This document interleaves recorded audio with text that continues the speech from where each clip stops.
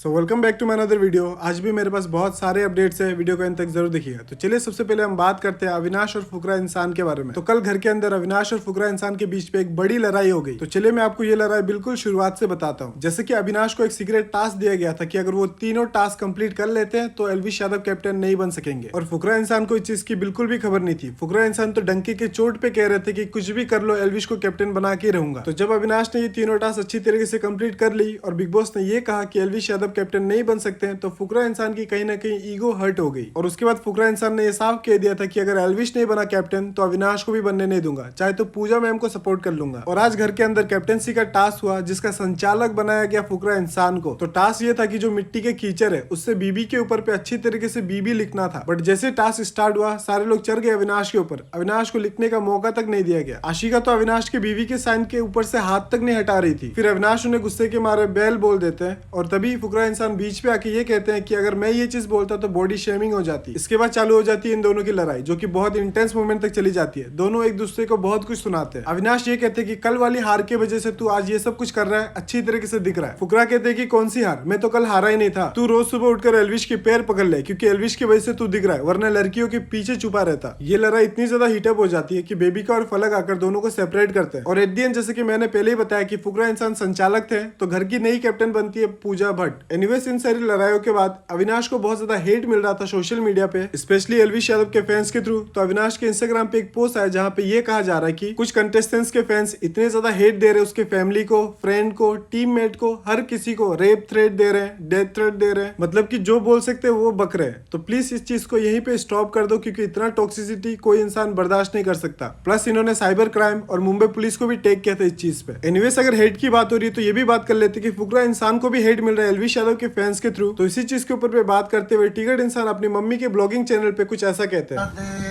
मैं कहना चाहता हूँ, मैंने एक चीज है, मेरे मम्मी पापा ने कभी भी जब से बिग बॉस स्टार्ट हुआ है इतनी वीडियोस बनाई है, कम से कम 10-15 वीडियोस तो बना ही लिए हैं बिग बॉस पे। किसी वीडियो में किसी के बारे में मम्मी पापा ने कुछ नहीं बोला। मैंने अपनी वीडियो में जरूर बोला होगा, लेकिन आपने नहीं कुछ बोला। बट आपके बेटे जिसको सारे सपोर्ट कर रहे थे, उसी के ही अगेंस्ट लोग पोस्ट ट्वीट्स करना शुरू कर दिए। आधी आधी वीडियोस दिखा रहे हैं, आधी आधी क्लिप्स दिखा रहे हैं तुम्हें, और बेवजह पॉइंटलेस उसको हेट दे रहे हैं। एंड एक्चुअली में कुछ लोग उस पर विश्वास भी कर रहे हैं। ये सोशल मीडिया है बेटा, एक कोई कुछ गलत क्लिप डालता है ना, तो लोग उसका वो एनालाइज नहीं करते कि इसमें क्या ट्रुथ है। वो होता है कि एक ने लिखा अच्छा, दूसरा लिखता है, फिर तीसरा लिखता है, तो वो भेड़ चाल शुरू हो जाती है। फिर वो शुरू हो जाती है। मैं अभी अब्बू की भी तारीफ कर रहा था ट्विटर पे। अच्छा, मैंने ट्वीट करके लोगों को समझाया।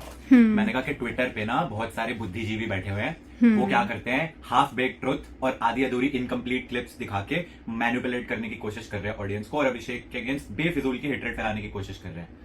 वो उस घर के अंदर बंद है डे वन से, उसको नहीं पता कौन उसके पीछे क्या बोलता है। वो हमारी तरह 24/7 लाइव बैठ के तो देख नहीं रहा कि किसने क्या बोला। और वो सबके साथ अच्छा है, बॉन्डिंग उसकी सबकी उसने सबके साथ अच्छे से बॉन्डिंग बना के रखी हुई है, किसी को डिसरिस्पेक्ट नहीं करता, सबसे तमीज से बात कर रहा है ना, उसने किसी के साथ कुछ गलत करा है, और सब एकदम सब अच्छी गेम खेल रहा है। वो प्रॉपर मतलब जैसे कहते हैं ना, इज्जत के साथ अपनी अच्छी गेम खेल रहा है। और बाकी ये जो उसके वो लव अफेयर्स वगैरह बनाते हैं, भाई ये तो बिग बॉस का उसूल है। हर बिग बॉस में किसी ना किसी का वो जान के बनाते हैं। उनको टीआरपी चाहिए भाई, वो सिर्फ बिग बॉस तक की है। वो भाई सिर्फ अपनी टीआरपी सिर्फ गेम होती है। और अभिषेक को कभी जिया के साथ लिंक कर देंगे, पहले वो आकांक्षा पुरी के साथ लिंक कर रहे थे, किसी ना किसी के साथ कर देंगे, वो सबको दीदी बोल देता है। मैंने कहा कि वो आधी अधूरी क्लिप्स दिखा के ना ब्रेन वॉश करने की, मैनिपुलेट करने की कोशिश कर रहे हैं। बट अपनी ऑडियंस इतनी समझदार है। एक्चुअली मम्मी पॉइंट पता क्या है, बहुत प्यार से बनाई हुई ऑडियंस है ना। अभिषेक की ऑडियंस हो गई, अपनी हो गई, आपकी हो गई, ये बहुत ही प्यार से बनाई हुई ऑडियंस है। ये कभी किसी और को जाके हेट नहीं देगी, ठीक है। और कोई आके हमको हेट भी देगा ना, तो ये उसको ऐसा उल्टा कभी नहीं बोलेंगे। एनीवेज तो चलिए अभी हम बात करते हैं केरी मिनाटी के बारे में। तो मध्य प्रदेश की गवर्नमेंट ने केरी मिनाटी की कंपनी बिग बैंग के साथ कोलैब करके एक एकेडमी बनाया, जिसके बारे में वो बात करते हुए अपने इंस्टाग्राम पे ये पोस्ट किया। मैं छोटा था तब कोई भी स्पोर्ट्स खेल लो, माँ बाप दिक्कत नहीं देते थे। किसी को क्रिकेट का शौक है, एकेडमी में डाल दिया। किसी को फुटबॉल का शौक है, एकेडमी में डाल दिया। यहाँ तक कि स्केटिंग की भी एकेडमी होती थी, जिसे एक लाइफ को ज्यादा सीरियसली लेने वाला बुड्ढा और उसका बच्चा द स्केटिंग प्रोडिजी साथ में डोनेशन पे चलाते थे। लेकिन भैया हम तो बचपन से अजीब है, हमें पसंद थी गेमिंग, ई स्पोर्ट्स। दुनिया भर में ई स्पोर्ट्स और गेमिंग की एकेडमी है, लेकिन मैं कहां जाके मरूं करूं ना, यहाँ कोई एकेडमी, ना ट्यूशन, ना ट्यूटर। यहाँ पर सिखाने को सिर्फ एक गेमिंग पार्लर वाले भैया थे जो मेरे पैसों पे पूरा टाइम खुद ही खेल जाते थे। खैर अब समय बदल चुका है। मध्य प्रदेश गवर्नमेंट ने हमारी कंपनी बिग बैंग के साथ कोलैब करके इंडिया की सबसे पहली गेमिंग और ई स्पोर्ट्स एजुकेशन अकेडमी खोली है। रजिस्ट्रेशन लिंक तुम्हें मेरी बायो में मिल जाएगा। और मैं बताना चाहता हूं, देखो ये कोई टाइम पास नहीं है। जो लोग सही में एक्चुअली में अपना करियर ई स्पोर्ट्स और गेमिंग में बनाना चाहते हैं उन लोगों के लिए। और भैया कंफ्यूज मत हो ना, ये स्कूल नहीं है, ये अकेडमी है। तो तुम्हारी जो पढ़ाई है उस पर कोई फर्क नहीं पड़ेगा। खैर उन दोनों को मैनेज करना भी सिखाएंगे। तो इस प्रोग्राम में सिलेक्ट होने के लिए क्या किया जाए, एक छोटा सा कंपटीशन खेलना होगा और जो टॉप गेमर्स होंगे उन्हें सिलेक्ट किया जाएगा ताकि उन्हें एक पढ़ा लिखा गेमर बनाया जा सके। और स्कॉलरशिप का भी सीन है, ठीक है। अब जरूरी नहीं है कि तुम एमपी से हो तभी तुम्हें इसमें सिलेक्ट किया जाएगा। तुम कोई भी स्टेट से इस पे रजिस्टर कर सकते हो। ये जो प्रोग्राम है ये ऑन साइट और ऑनलाइन दोनों है। और इस प्रोग्राम में जरूरी नहीं है कि तुम सिर्फ एक ई स्पोर्ट्स प्लेयर ही बनो, तुम इसमें बहुत कुछ बन सकते हो। Content creator, game designer, caster, data analyst, तुम बहुत कुछ कर सकते हो। बस तुम्हें गेमिंग से प्यार होना चाहिए। देखो यार, हमारा बस यही एम है कि गेमर्स का फ्यूचर और ब्राइट हो। हमें तो उसी में खुशी मिलेगी। तो चलिए अभी हम आगे बढ़ते हैं और अभी हम बात करते हैं क्रेजी XYZ के बारे में। तो क्रेजी XYZ अपने इंस्टाग्राम स्टोरी के थ्रू ये बताते हैं कि उनकी पैर की एक उंगली टूट गई है बिल्कुल, जिसके लिए उन्हें अभी ऑपरेशन तक करना पड़ेगा।